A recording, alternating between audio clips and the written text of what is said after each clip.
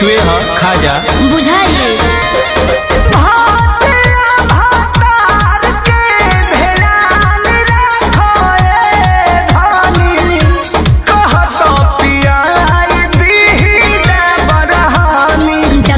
से हमरा तो माना बा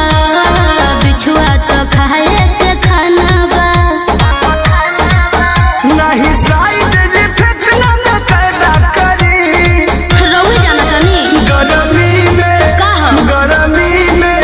हो गरमी में मैदा फायदा करी हो गरमी में ओहो गरमी में मैदा फायदा करी हो गरमी में अरे खा लो